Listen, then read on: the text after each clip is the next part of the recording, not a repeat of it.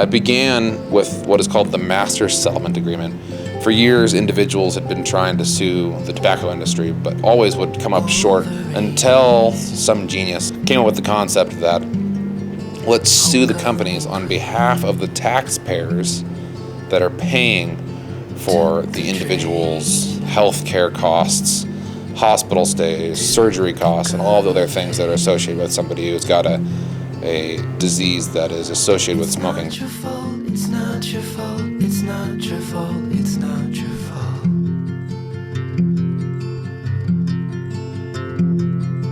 It's sold and bought, it's sold and bought, it's sold and bought, it's sold and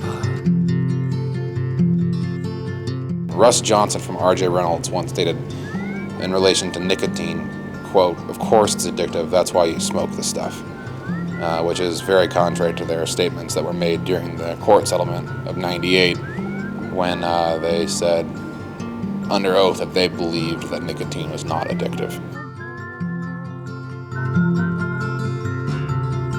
Take it in stride, take it in stride, take it in stride, take it in stride. Well, they lost, and they lost big. The settlement was just over $200 billion from the tobacco industry. The best place to begin with the truth is that it was conceived on a national level by the American Legacy Association in 2000. Then Utah adopted a similar campaign called The Truth.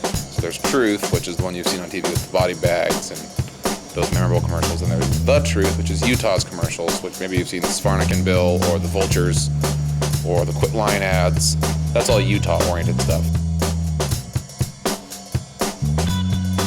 So the State Department of Health has all this money, and in order to create an advertising campaign that both looks and feels professional and can be identified with by the youth of Utah, they've enlisted two advertising companies, Crowell Advertising, whom I worked for, and Love Communications.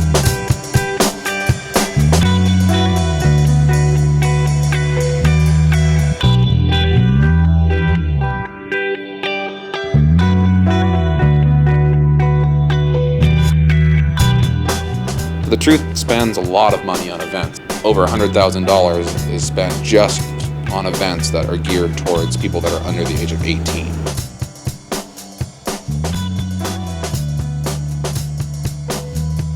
Wintertime, we would install what were we thinking cafe, where we installed mannequins and a full setup that looked like a cafe, and then installed smoke machines to replicate the fact that, hey, just look, 10 years ago, you could smoke in a restaurant here in Utah.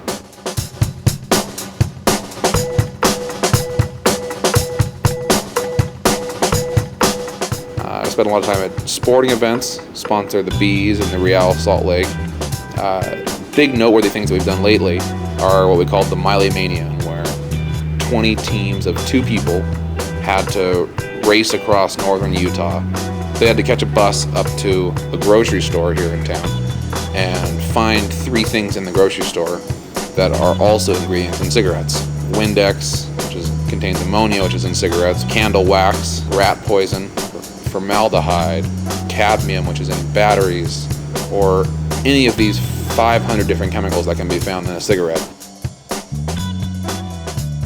We were one of the main sponsors of the Urban Arts section of the Utah Arts Festival. We created this art thing where everybody got to make a box head to kind of show their creative side and be different.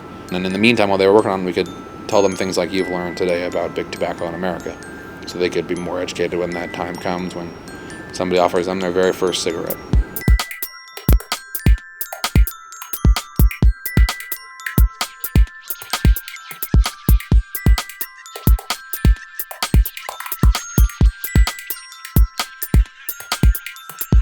Thank you.